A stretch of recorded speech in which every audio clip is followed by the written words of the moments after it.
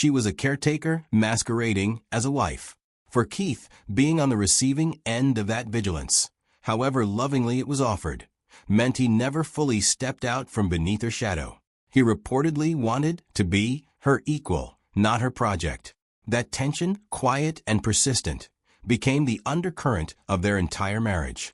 Publicly, they were extraordinary performers, and not just on stage and screen.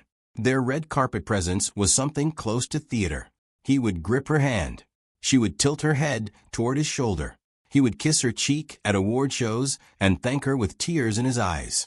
She would describe him in interviews as the person who brought her back to life. And all of it was genuine, once. But somewhere along the way, the gestures began to outlive the emotions that had originally inspired them. And what remained was performance in the truest sense of the word. By the early 2020s, those closest to them began to notice what the cameras could not quite capture. Nicole was attending more events alone. Keith was photographed on tour without his wedding ring. In interviews, questions about each other were fielded with answers that felt slightly rehearsed, warm in language, but hollow in energy. She would say they had never been stronger. He would call her his everything. But the words had begun to sound less like declarations and more like scripts from an earlier draft of their lives. What ultimately ended the marriage was not a single explosive event. There was no public scandal, no dramatic revelation. It was something quieter and in many ways more heartbreaking. A slow, mutual recognition that they were no longer sustaining each other. Nicole reportedly agonized over the decision for a long time, particularly because of Sunday Rose and Faith Margaret, the two daughters they had welcomed in 2008 and 2010 respectively. Those girls were her world. The memory of losing Isabella and Connor in her divorce from Tom Cruise meant that the idea of any fracture in her family was almost unbearable. But ultimately, a source close to Nicole put it plainly. She realized she could not save both the marriage and herself. After 19 years of being the anchor, she chose to come up for air.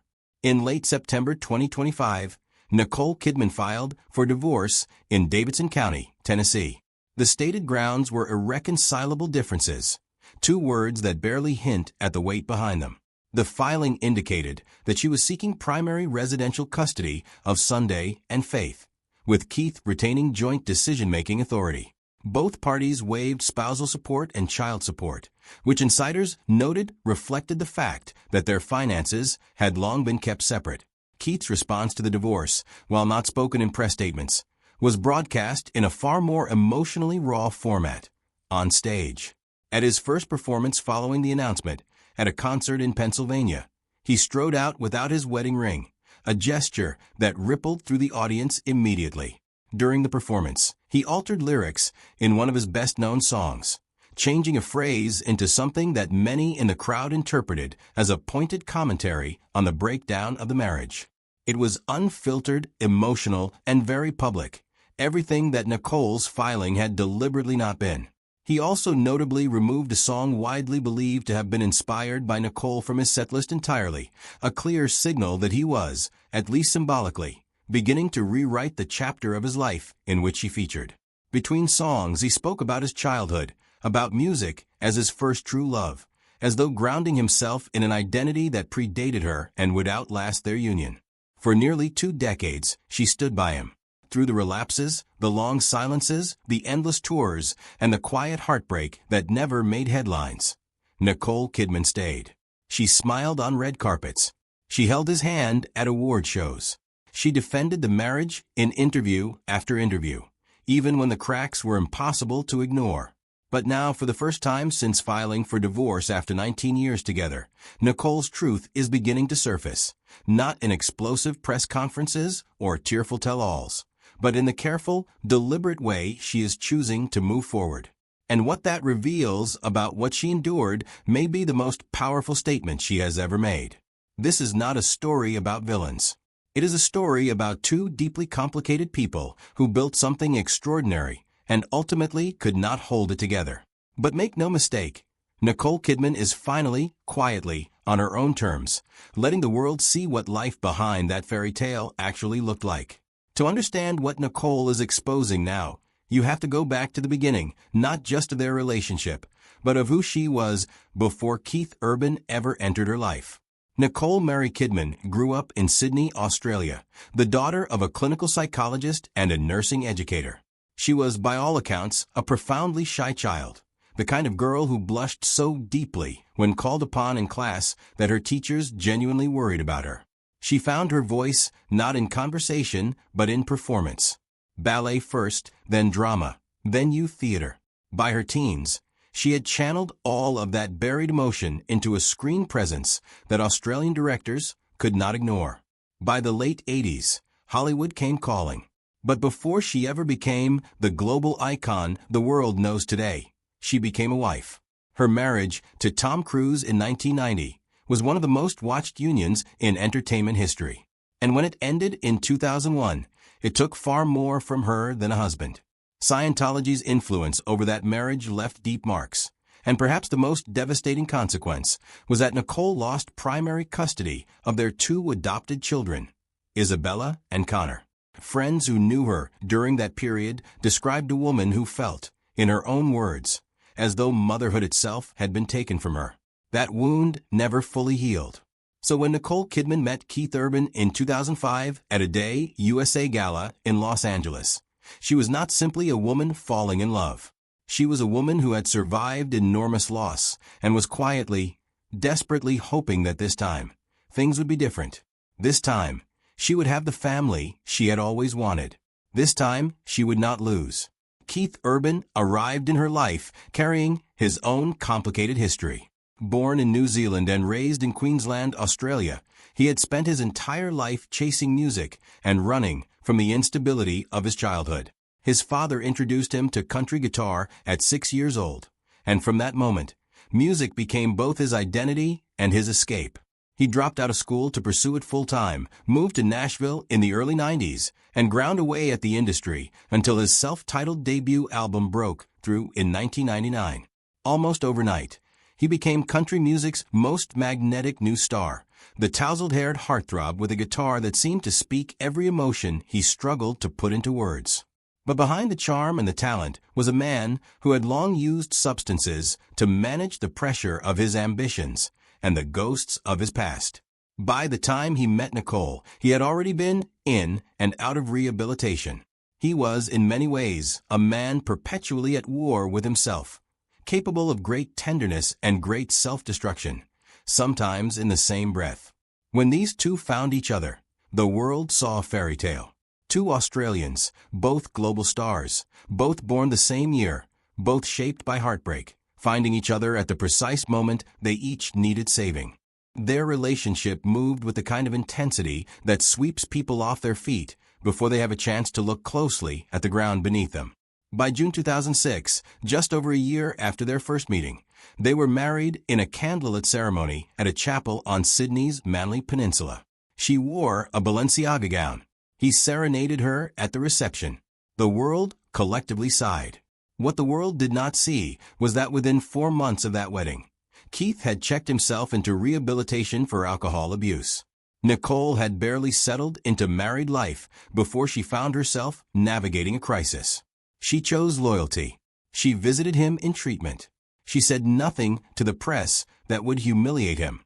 And in doing so, she set a pattern that would quietly define the next 19 years of her life. Here is what Nicole Kidman is exposing now, in the aftermath of their divorce, not through sensational headlines, but through the slow, dignified way she is rebuilding. She spent nearly 2 decades being the person who held everything together, and it cost her more than anyone knew. Sources close to the couple have described Nicole as a woman who poured extraordinary emotional energy into maintaining stability in a relationship that was structurally tilted. She managed the household. She managed their public image. She managed her career and, to a significant degree, managed him. Not out of a desire for control, but out of genuine love and the deeply rooted fear, forged in the fires of her first marriage, that if she did not hold on tightly enough, everything would fall apart again. Friends have suggested that this dynamic, while born out of love, eventually became suffocating for both of them. For Nicole, it meant she was never truly an equal partner. The contrast between her quiet legal filing and his raw, public musical response told the story of their fundamental difference more clearly than any interview ever could. She processed in private. He processed on stage. She sought to protect their daughters from spectacle. He, perhaps unconsciously, made their unraveling into art.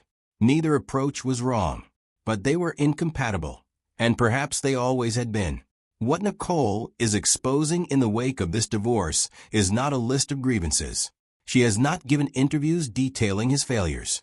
She has not allowed friends to leak damaging stories.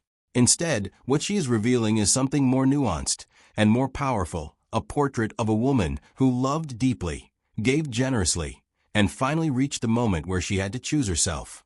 She has been photographed in Nashville, walking hand in hand with her daughters, her face composed, her body language entirely focused on them. She has continued working, engaging with projects that reflect her artistic range and her enduring relevance in the industry. She is not performing grief for the cameras. She is not performing strength either. She is simply visibly living, which may be the most honest thing she has done in years. In doing so, she is quietly letting the world see what the marriage actually demanded of her. The constant vigilance around his sobriety, the emotional labor of being both partner and stabilizer, the exhaustion of maintaining a public fairy tale while privately navigating something far more fragile. The way her own needs for peace, for genuine partnership, for a relationship that did not require her to be perpetually braced for the next crisis, were deferred year after year in the name of loyalty. None of this makes Keith Urban a monster. By all accounts, he is a talented, emotionally complex man who genuinely loved Nicole and who has struggled sincerely with his own demons. But love, even sincere love, is not always enough. And 19 years of one person carrying disproportionate emotional weight eventually produces an imbalance that no amount of red carpet hand-holding can correct. For Nicole Kidman, this divorce is not the end of her story. If anything, it feels like the beginning of a chapter she has been too occupied to write. She spent her 20s building a career under the shadow of a controlling marriage. She spent her 30s rebuilding that career while grieving the loss of her children and then throwing herself into rescuing someone new. She spent her 40s and much of her 50s maintaining a fairy tale that had long since become more work than wonder. Now in her late 50s, she is doing something she has rarely had the space to do, existing on her own terms. Not as Tom Cruise's wife, not as Keith Urban's anchor, not as the woman who saved someone or the woman who was controlled by someone. Just as Nicole Kidman, the shy girl from Sydney who found her voice on stage and never quite stopped performing, even when the performance was her own life. What she is exposing, in the end, is not Keith Urban's flaws. It is the cost of loving someone at the expense of yourself. It is the weight of a fairy tale that never quite fit the reality beneath it. And it is the quiet, fierce, unmistakable resolve of a woman who has decided that the next chapter belongs entirely to her. For nearly 20 years, she held the story together. Now she is finally letting it breathe, and in that honesty, she may be giving the most compelling performance of her life.